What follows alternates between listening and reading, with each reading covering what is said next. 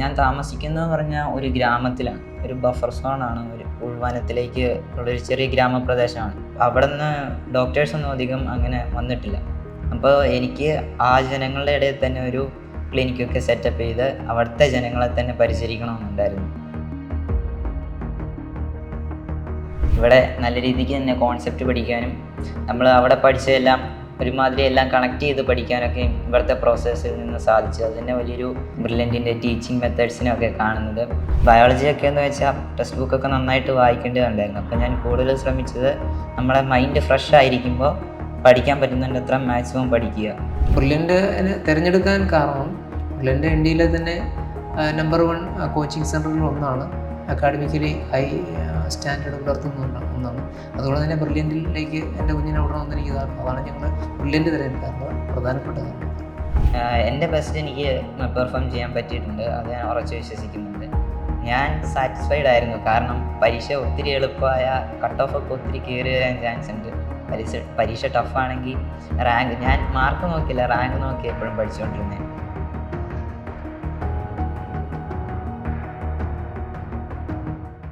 നമ്മുടെ ബ്രില്യൻറ്റിലെ എറണാകുളം റിപ്പീറ്റേഴ്സ് ബാച്ചിൽ പഠിച്ച് ഈ വർഷത്തെ നീറ്റ് എക്സാമിൽ ഉന്നത വിജയം കൈവരിച്ച ലിയോയാണ് നമ്മുടെ കൂടെ ഇന്നുള്ളത്. ലിയോയുടെ അച്ഛനും അമ്മയും നമ്മോടൊപ്പം ഉണ്ട്. ആദ്യം തന്നെ ലിയോ, കൺഗ്രാറ്റുലേഷൻസ്. എങ്ങനെ തോന്നുന്നു ഈ ഒരു നിമിഷത്തെ? വളരെ സന്തോഷവും അഭിമാനവും അതോടൊപ്പം തന്നെ ഫ്യൂച്ചർ സേഫായതിൻ്റെ വലിയ സമാധാനം തന്നെ എനിക്കിപ്പോൾ അനുഭവിക്കാൻ പറ്റുന്നുണ്ട്.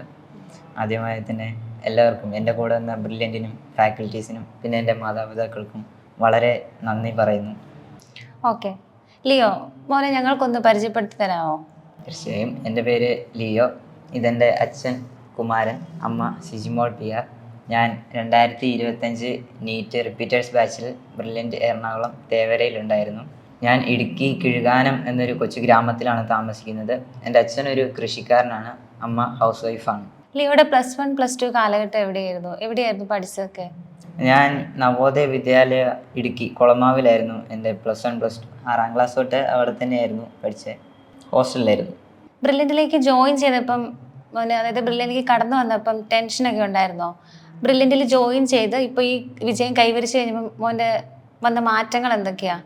ബ്രില്യൻറ്റിൽ ജോയിൻ ചെയ്തപ്പോൾ സത്യം പറഞ്ഞാൽ ടെൻഷനൊക്കെ ഉണ്ടായിരുന്നു. ഹോസ്റ്റൽ ലൈഫാണ്. 1 വർഷം MBBS പഠിക്കാൻ വേണ്ടി MBBS പഠിക്കണമെന്ന ലക്ഷ്യത്തോടെ മാറ്റി വെച്ചിട്ട് വരുന്നതാണ്. വന്ന് ജോയിൻ ചെയ്തപ്പോൾ ടെൻഷനൊക്കെ ഉണ്ടായിരുന്നു. പിന്നെ ഞാൻ നേരത്തെ ഹോസ്റ്റലിൽ നിന്നിട്ടുള്ളതുകൊണ്ട് ഹോം സിക്നെസ് ഒന്നും അങ്ങനെ വലുതായിട്ട് എന്നെ ബാധിച്ചില്ല. പിന്നെ കാലാവസ്ഥയുടെ കുറച്ച് പ്രശ്നങ്ങൾ മാത്രമേ എനിക്ക് ഉണ്ടായിരുന്നുള്ളൂ. ഭയങ്കര നല്ല അറ്റ്മോസ്ഫിയറാണ് ഇവിടെ നിന്ന് പഠിക്കാൻ കിട്ടിയതും. നല്ല പ്രൊഫസേഴ്സും നല്ല ടീച്ചേഴ്സും ഒക്കെ ആയിരുന്നു. ഇവിടെ നല്ല രീതിക്ക് തന്നെ കോൺസെപ്റ്റ് പഠിക്കാനും നമ്മൾ അവിടെ പഠിച്ചതെല്ലാം ഒരുമാതിരി എല്ലാം കണക്ട് ചെയ്ത് പഠിക്കാനൊക്കെ ഇവിടുത്തെ പ്രോസസ്സിൽ നിന്ന് സാധിച്ചു. അത് തന്നെ വലിയൊരു ഇതായിട്ടാണ് ഞാൻ ബ്രില്യൻറ്റിൻ്റെ ടീച്ചിങ് മെത്തേഡ്സിനൊക്കെ കാണുന്നത്. നല്ല ഫെസിലിറ്റീസ് ആണെങ്കിലും ക്ലാസ് റൂം ആണെങ്കിലും ഇവിടെ ഞങ്ങൾക്ക് ലഭിച്ചു.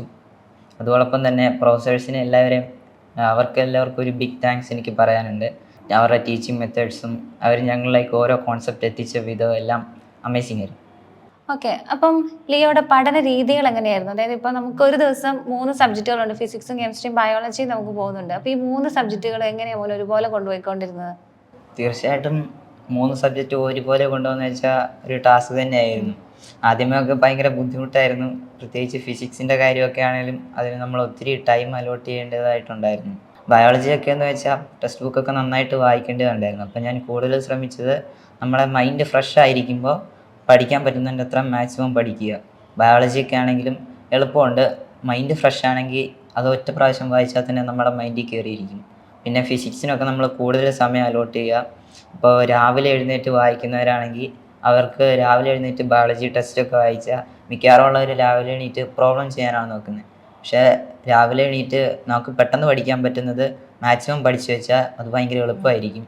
പിന്നെ ഫിസിക്സിന് വേണ്ടിയിട്ട് നമ്മൾ കൂടുതൽ സമയം എന്താണേലും ചിലവഴിക്കണം. അത് ആർക്കും അങ്ങനെ പെട്ടെന്ന് കിട്ടില്ല, കാരണം ചെയ്ത് തന്നെ പഠിക്കേണ്ട സബ്ജക്റ്റാണ്. കെമിസ്ട്രി എന്നൊക്കെ പറയുന്നത് നമ്മൾ ഷോർട്ട് നോട്ട് ഉണ്ടാക്കി വെക്കുക. പിന്നെ നമ്മൾ ഇതിൽ നടക്കുമ്പോഴൊക്കെ ഓരോ ഇക്വേഷൻസ് ഇങ്ങനെ മനസ്സിൽ ആലോചിക്കുക.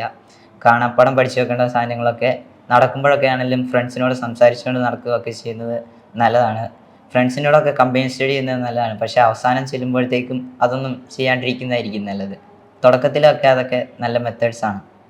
അപ്പൊ നമ്മുടെ ബ്രില്യന്റിന്റെ ഹോസ്റ്റലിൽ നിന്നല്ലേ മാം പഠിച്ചത്? അതെ. എങ്ങനെ ഉണ്ടായിരുന്നു ബ്രില്യന്റിലെ ഹോസ്റ്റൽ ലൈഫ്? ബ്രില്യൻ്റെ ഹോസ്റ്റൽ ലൈഫ് എന്ന് പറയുമ്പം നല്ല രീതിക്ക് ഹോസ്റ്റൽ സൗകര്യങ്ങളൊക്കെ എനിക്ക് വിനിയോഗിക്കാൻ സാധിച്ചു. നല്ല കാമായിട്ടുള്ള അന്തരീക്ഷമായിരുന്നു. ഒത്തിരി റോഡ് സൈഡിലൊന്നും അല്ലാതെ ഇച്ചിരി മാറി നല്ല കാമായിട്ടുള്ള ഒരു ഏരിയയിലായിരുന്നു ഹോസ്റ്റൽ സ്ഥിതി ചെയ്യുന്നത്. ഹോസ്റ്റൽ വാർഡൻസ് ആയാലും ഡിബു സാറും വരുൺ സാറും ആയിരുന്നു. സാറന്മാരുടെ അടുത്ത് നിന്ന് നല്ല സപ്പോർട്ടാണ് ലഭിച്ചത്. മാർക്ക് പറയുമ്പോഴാണെങ്കിലും സാരമില്ല, ബാക്കിയുള്ളവരെക്കാളും മേക്കപ്പ് ചെയ്ത് വരുന്നുണ്ടെന്നൊക്കെ പറഞ്ഞ് അടുത്ത പരീക്ഷയ്ക്കെല്ലാം നല്ല മാർക്ക് സ്കോർ ചെയ്യാൻ എന്നെക്കൊണ്ട് പറ്റുമെന്നൊക്കെ പറഞ്ഞ് സാറന്മാർ നല്ല മോട്ടിവേഷനൊക്കെ തരാറുണ്ട്. പിന്നെ ഹോസ്റ്റലിൽ തന്നെ ലൈബ്രറി ഉണ്ട്, നമുക്ക് ബുക്സ് എപ്പോൾ വേണമെങ്കിലും റെഫർ ചെയ്യാം, സാറിൻ്റെ അടുത്ത് ചോദിച്ചാൽ മതി. പിന്നെ എന്ത് സൗകര്യം വേണേലും നമുക്ക് സാറിനെ പോയി കോൺടാക്റ്റ് ചെയ്യാവുന്നതാണ്. സാറിൻ്റെ റൂമും ഹോസ്റ്റലിൽ തന്നെയായിരുന്നു. അപ്പോൾ നമുക്ക് എന്ത് സഹായം വേണേലും സാറിനെ ഏത് സമയം വേണേലും കോൺടാക്റ്റ് ചെയ്യാനോ നമുക്ക് ഗൈഡൻസ് ഒക്കെ തരാനാണെങ്കിലും സാറന്മാർ രണ്ടുപേരും എപ്പോഴും റെഡി ആയിരിക്കും. ഇപ്പൊ അറിയാലോ, ഈ വർഷത്തെ നമ്മുടെ നീറ്റ് എക്സാം വളരെ ടഫായിരുന്നു. അപ്പൊ മോന എക്സാം കഴിഞ്ഞിറങ്ങിയപ്പോൾ എന്താ തോന്നിയിരുന്നേ? സത്യം പറഞ്ഞാൽ എക്സാം പാടായിരുന്നു. അത് എല്ലാവർക്കും മനസ്സിലായി കാണുമെന്ന് ഞാൻ വിചാരിക്കുന്നു. എനിക്കും എൻ്റെ ബെസ്റ്റ് എനിക്ക് പെർഫോം ചെയ്യാൻ പറ്റിയിട്ടുണ്ട്, അത് ഞാൻ ഉറച്ച് വിശ്വസിക്കുന്നുണ്ട്. ഞാൻ സാറ്റിസ്ഫൈഡ് ആയിരുന്നു. കാരണം പരീക്ഷ ഒത്തിരി എളുപ്പമായ കട്ട് ഓഫ് ഒക്കെ ഒത്തിരി കയറി വരാൻ ചാൻസ് ഉണ്ട്. പരീക്ഷ ടഫാണെങ്കിൽ ഞാൻ മാർക്ക് നോക്കില്ല, റാങ്ക് നോക്കി എപ്പോഴും പഠിച്ചുകൊണ്ടിരുന്നത്.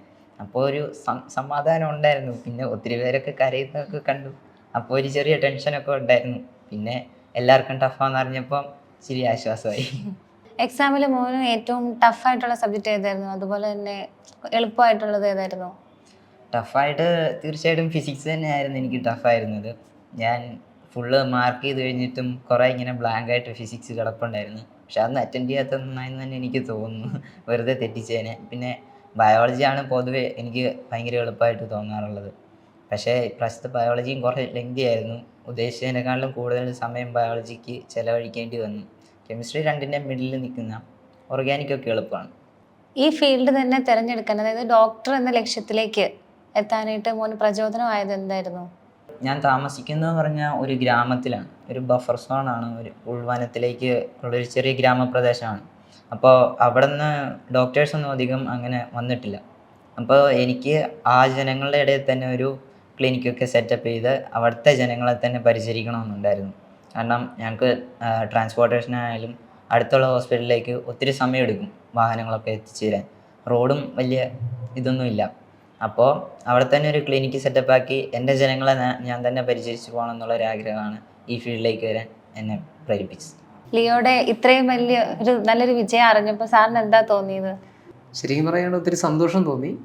എൻ്റെ ഒരു വലിയ ആഗ്രഹമായിരുന്നു, ആഗ്രഹവും ഒരു ആവശ്യവും കൂടെ ആയിരുന്നു അവന് നീറ്റ് കിട്ടുക എന്നുള്ളത്. വളരെ സന്തോഷം തോന്നി. ഞങ്ങളുടെ ഫാമിലിയിൽ നിന്ന് തന്നെ അധികം വിദ്യാഭ്യാസമുള്ളവരൊന്നും ആ മേഖലയില്ല, അധികമില്ല, എണ്ണപ്പെട്ടവർ മാത്രമേ ഉള്ളൂ. അപ്പോൾ അവനൊരു MBBS കാരനാണെന്നുള്ളത് ഞങ്ങളുടെ ഒരു, അതുപോലെ തന്നെ മോൻ സൂചിപ്പിച്ചതുപോലെ അവിടുത്തെ പാവപ്പെട്ട ജനങ്ങളെ ശുശ്രൂഷിക്കുക, സേവനം കൊടുക്കുക എന്നുള്ള ഒരു ലക്ഷ്യം വളരെ സന്തോഷമുള്ള കാര്യം തന്നെ. ഞങ്ങൾ എല്ലാവർക്കും വളരെ സന്തോഷമാണ്. ഇപ്പം ലിയോയുടെ ഇത്രയും വലിയൊരു ലക്ഷ്യത്തിലേക്ക് എത്താൻ നമ്മുടെ ബ്രില്യൻ്റ് ഒരു ഭാഗമായി കഴിഞ്ഞു. അപ്പം എങ്ങനെയാണ് നമ്മുടെ ബ്രില്യൻറ്റിനെ പറ്റി അറിഞ്ഞത്, അല്ലെങ്കിൽ എന്തുകൊണ്ടാണ് ബ്രില്യൻ്റ് തന്നെ സെലക്ട് ചെയ്യാൻ കാരണം? ബ്രില്യൻറ്റിനെ പറ്റി വർഷങ്ങൾക്ക് മുന്നേ അറിയാം. ബ്രില്യൻറ്റിൻ്റെ സ്റ്റാർട്ടിങ് ടൈമിൽ തന്നെ, അത് സാറൊക്കെ സ്ഥാപനം തുടങ്ങുന്ന സമയത്ത് എനിക്ക് ബ്രില്യൻറ്റിനെ കുറിച്ച് അറിയാം. പിന്നീട് ഇങ്ങോട്ട് വരുമ്പം വർഷങ്ങളായിട്ടുള്ള ബ്രില്യൻറ്റിൻ്റെ വളർച്ചയും നീറ്റ് രംഗത്ത് അതും ഞാൻ ശ്രദ്ധിക്കുന്നുണ്ടായിരുന്നു. ബ്രില്യൻറ്റിനെ തിരഞ്ഞെടുക്കാൻ കാരണം ബ്രില്യൻ്റ് ഇന്ത്യയിലെ തന്നെ നമ്പർ 1 കോച്ചിങ് സെൻറ്ററിൽ ഒന്നാണ്, അക്കാഡമിക്കലി ഹൈ സ്റ്റാൻഡേർഡ് പുലർത്തുന്ന ഒന്നാണ്. അതുകൊണ്ട് തന്നെ ബ്രില്യൻറ്റിലേക്ക് എൻ്റെ കുഞ്ഞിനെ വിടണമെന്ന് എനിക്ക് താല്പര്യം. അതാണ് ഞങ്ങൾ ബ്രില്യൻറ്റ് തിരഞ്ഞെടുക്കാനുള്ള പ്രധാനപ്പെട്ട കാരണങ്ങളാണ്. 2026 നീറ്റ് എഴുതാൻ പോകുന്ന കുട്ടികളോട് ലിയോയ്ക്ക് എന്താ പറയാനുള്ളത്? ഇപ്പോൾ ഒത്തിരി കുട്ടികൾ ഈ ബ്രില്യൻറ്റിൽ തന്നെ ജോയിൻ ചെയ്തിട്ടുണ്ട്. അവരോടുള്ള എൻ്റെ അഡ്വൈസ് എന്ന് വെച്ചാൽ, നമ്മൾക്ക് എല്ലാവർക്കും കുട്ടിക്കാലത്തെ തൊട്ടൊരു ആഗ്രഹം കാണും, ഒരു ലക്ഷ്യം കാണും. നമ്മൾ ഒരു നിലയിലെത്തിച്ച് ഒരു +2 ഒക്കെ കഴിയുമ്പോഴേ നമുക്ക് അതിൻ്റെ സീരിയസ്നെസ് ഒക്കെ വന്നു തുടങ്ങത്തുള്ളൂ. അപ്പോൾ നിങ്ങളിവിടെ പഠിക്കുമ്പോൾ എന്താ ചെയ്യേണ്ടതെന്ന് വെച്ചാൽ, എളുപ്പത്തിൽ പഠിക്കാൻ നോക്കരുത്. നിങ്ങളുടെ ഡ്രീംസ് അത് നിങ്ങളുടെ ആഗ്രഹം മാത്രമല്ല, നിങ്ങളുടെ ഒരു ആവശ്യമായും കൂടെ കാണുക, നിങ്ങളുടെ ഒരു നീഡായി കാണുക. എന്നിട്ട് അതിനു വേണ്ടി ഹാർഡ് വർക്ക് ചെയ്യുക. നിങ്ങൾ വർക്ക് ചെയ്താൽ നിങ്ങൾക്ക് ഉറപ്പായിട്ടും കിട്ടും. അത് വിധിയാണ്, അങ്ങനെയാണ് പ്രകൃതിയുടെ നിയമം. ഓക്കെ. അപ്പോൾ ലിയോ മോനെ ഒരിക്കൽ കൂടി കൺഗ്രാറ്റുലേഷൻസ്. Thank മോൻ പറഞ്ഞു മോൻ്റെ ആഗ്രഹം മോൻ്റെ നാട്ടിൽ തന്നെ ഒരു ക്ലിനിക്ക് ഇട്ട് അവിടുത്തെ ജനങ്ങളെ ശുശ്രൂഷിക്കുക എന്നുള്ളതാണ് മോൻ്റെ ഏറ്റവും വലിയ ആഗ്രഹം. അപ്പോൾ അത് സാധിക്കട്ടെ, ഭാവിയിൽ നല്ലൊരു ഡോക്ടറായി തീരട്ടെ എന്ന് ആശംസിക്കുന്നു. ഒരിക്കൽ കൂടി കൺഗ്രാറ്റ്സ്. അപ്പോൾ അച്ഛൻ അമ്മ thank you. Brilliant Study Center, India's #1 coaching center for NEET and JEE.